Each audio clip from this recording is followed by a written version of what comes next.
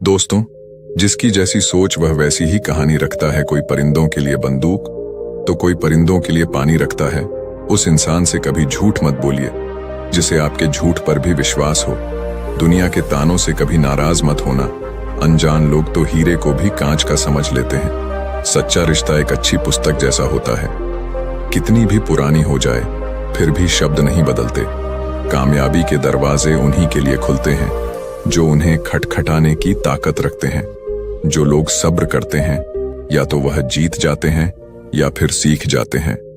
जिंदगी में एक दूसरे के जैसा होना जरूरी नहीं होता, एक दूसरे के लिए होना जरूरी होता है।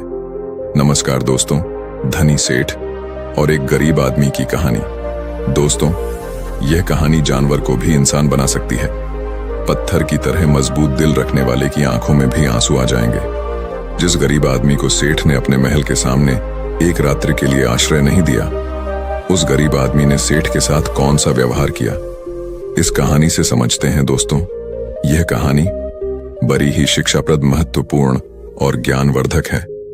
मेरा आपसे निवेदन है कि कहानी के अंत तक हमारे साथ में बने रहना। नमस्कार दोस्तों, बुधा स्टोरियन यूट्यूब चैनल में आपका दिल से स्वागत है।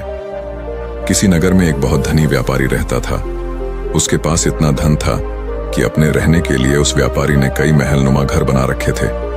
सेठ की सेवा के लिए उसके पास कई नौकर चाकर और कई तरह की सुख सुविधाएं थीं। यदि सेठ को एक महल से दूसरे महल तक जाना होता तो वह घोड़े पर चढ़ करके जाता था। सेठ का व्यापार पूरे नगर में फैला हुआ था और इसी कारण से उसे बहुत बार यात्राओं पर निकलना पड़ता था। परंतु सेठ इस व्यापारिक यात्राओं पर अकेला ही जाता था। किसी भी नौकर और अपने साथ किसी अन्य आदमी को लेकर के वह सेठ नहीं जाता था। इन यात्राओं के दौरान उसे कई बार घने जंगलों से होकर के निकलना पड़ता था और किसी सराय में उसे रुकना पड़ता था। सेठ को अपने किसी भी नौकर पर विश्वास नहीं था, इसीलिए हमेशा वह सेठ अकेला ही यात्रा करने के लिए निकलता था। इसी तरह सेठ के दिन बीत रहे थे। एक बार की बात है, रात के समय वह सेठ अपने महल के सामने एक दिन टहल रहा था। तभी उसके सामने से एक बूढ़ा व्यक्ति आता हुआ दिखाई दिया। उस बूढ़े व्यक्ति के कपड़े बहुत ही फटे पुराने थे। सिर पर वह गठरी को लादे हुए थे। जैसे ही उसने सेठ को देखा, उस बूढ़े आदमी ने जो गठरी अपने सर पर रखी हुई थी उसे उतार करके नीचे रख दिया और सेठ को प्रणाम करते हुए कहने लगा, श्रीमान जी, मैं बहुत दूर से आया हूं और मैं बहुत थक गया हूं। यदि आप आज्ञा दें तो यहां रात काट लूं।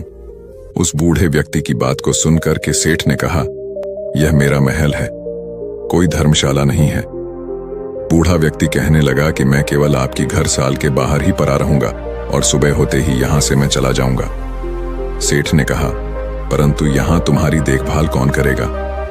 उस बूढ़े व्यक्ति ने कहा कि मुझे किसी भी चीज की कोई आवश्यकता नहीं है, इसलिए देखभाल की कोई जरूरत नहीं है। सेठ ने कहा कि हमें क्या मालूम है कि तुम कौन हो।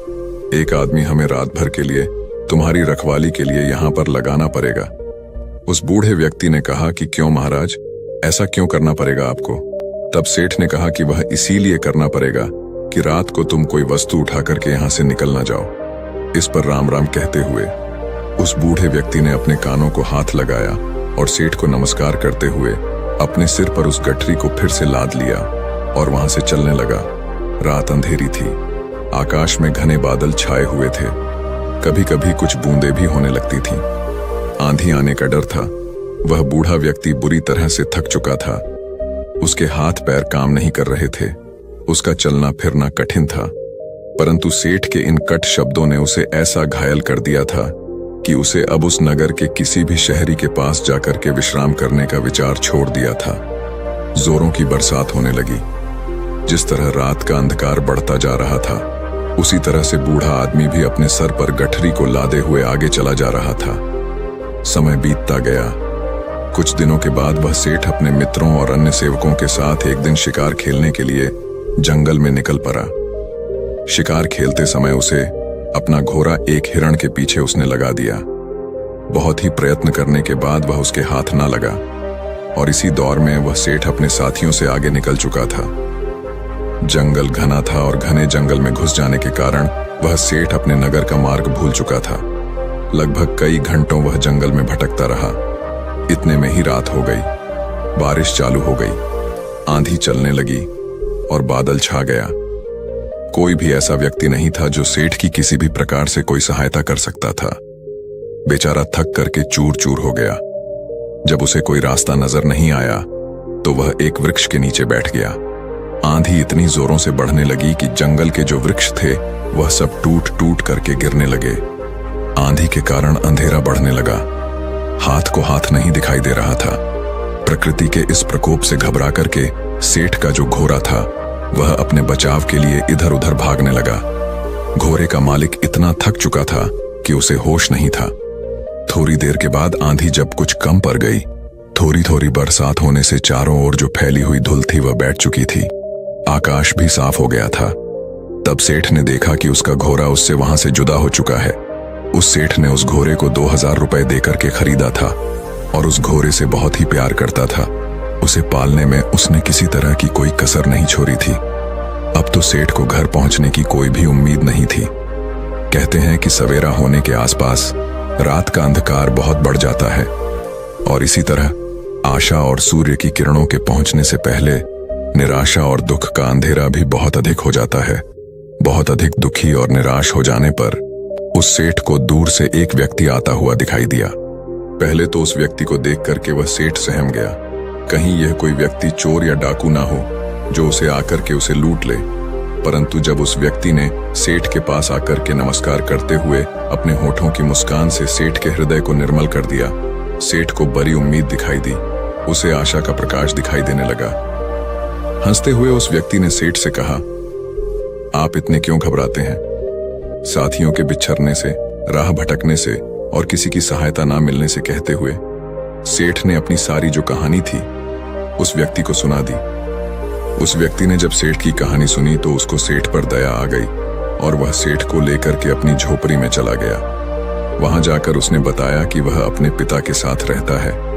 जो भी रूखा सूखा भोजन हम लोग खाते हैं आप भी खा लेना और यहीं पर रुक करके विश्राम कर लेना। सेठ ने कहा कि परंतु मेरे घोड़े का क्या होगा? उस व्यक्ति ने कहा, सुबह होने से पहले मैं आपके घोड़े को किसी भी तरह से ढूंढ लूंगा। सेठ ने कहा कि वह तुम कैसे ढूंढ सकते हो? यहां तो बड़ा घना जंगल है, इतनी अंधेरी रात है, तुम कैसे ढूंढ सकोगे? उस व्यक्ति ने कहा कि मैं इस जंगल के कोने कोने से परिचित हूं। सेठ ने कहा, तो क्या तुम मेरे साथियों को भी ढूंढ सकोगे? उस व्यक्ति ने कहा, यदि वे इस जंगल में हुए तो मैं अवश्य ही उन्हें ढूंढ निकालूं। इस उत्तर को सुनकर के उस अमीर सेठ को बड़ा ही संतोष हुआ। उसके मन में बड़ी उम्मीद जगी और इस तरह से वह सेठ पूरी तरह से निश्चिंत हो चुका था। वह अब भी सोया नहीं था कि उस व्यक्ति ने सेठ के सामने एक दूध का कटोरा ला करके रख दिया। सेठ ने कहा कि यह क्या है महाशय? उस व्यक्ति ने कहा कि सेठ जी, यह हमारी बकरी का दूध है। सेठ ने कहा कि तुम्हारे पास कितनी बकरियां हैं? उस व्यक्ति ने कहा कि मेरे पास तो सिर्फ एक बकरी है। सेठ ने कहा, क्या एक बकरी इतना दूध दे सकती है? ये तो 1 किलो से अधिक ही होगा, तुम भी पियो। उस व्यक्ति ने कहा कि नहीं, पिताजी ने कहा है कि आज का जो भी दूध है वह केवल अतिथि सेवा में लगाया जा सकता है। आज हम लोग दूध नहीं पिएंगे।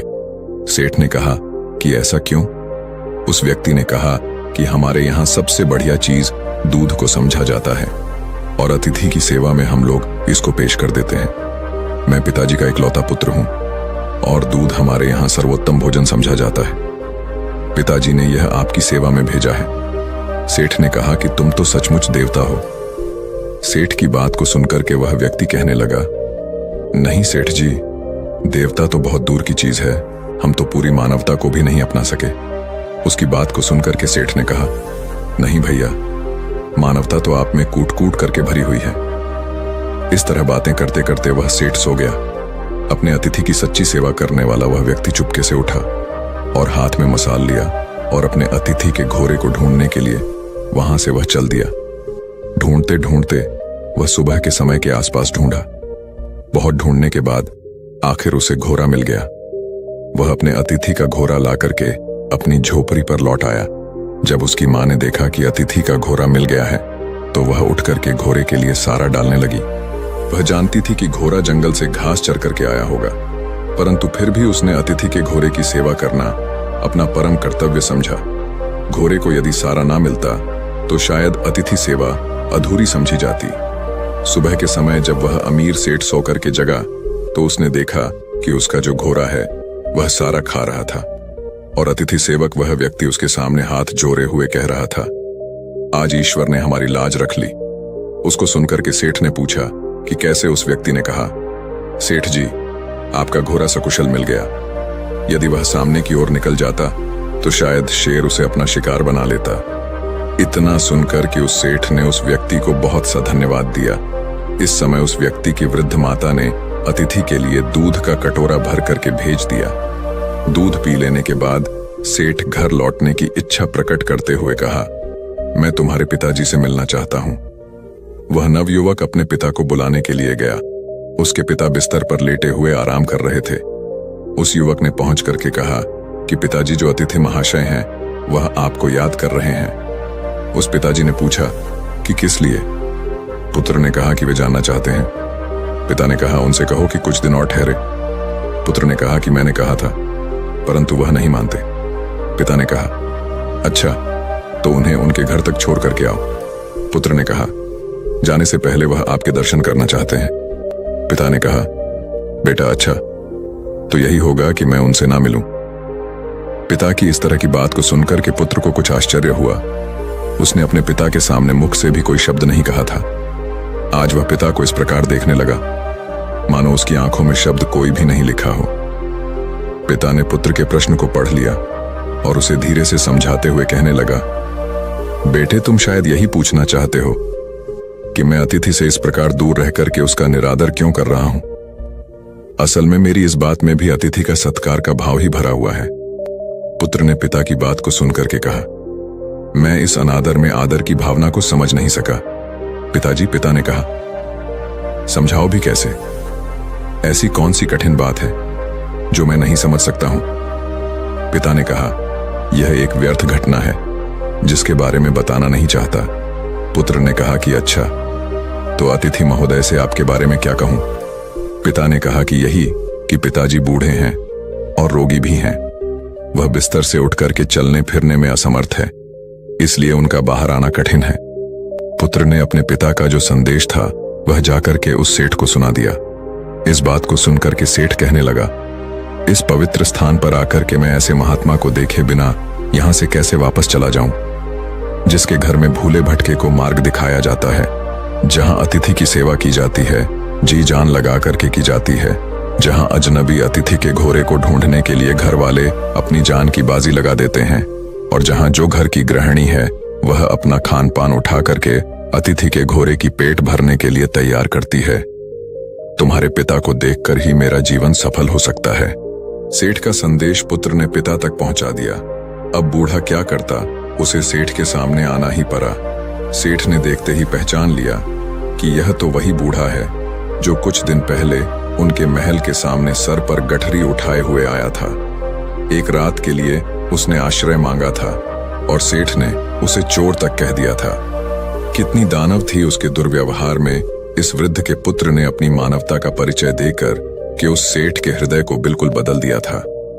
अमीर सेठ हाथ जोड़ करके खड़ा हो गया और अपने दुर्व्यवहार के लिए उस बूढ़े व्यक्ति से क्षमा याचना करने लगा। बूढ़े व्यक्ति ने कहा, आपकी ओर से क्षमा याचना का प्रश्न ही पैदा नहीं होता है, क्योंकि मैं बाहर आकर के आपको उस पुरानी घटना की याद नहीं दिलाना चाहता था। आपके आग्रह को मैं टाल नहीं सका, इसीलिए मुझे यहां आना पड़ा। इससे शायद आपको बड़ा दुख हुआ हो, अतः मुझे आपसे क्षमा मांगनी चाहिए। सेठ ने कहा, कितना ऊंचा है आपका व्यक्तित्व। इतना कह करके वह अमीर सेठ उस वृद्ध के चरणों में गिर पड़ा। उसके नेत्रों से पश्चाताप के आंसू झर रहे थे। उसके होंठ फरफरा रहे थे, मानो वह यही कह रहे हों कि इस बूढ़े की झोपड़ी महलों से भी ऊंची है, क्योंकि जहां मानवता का निवास है।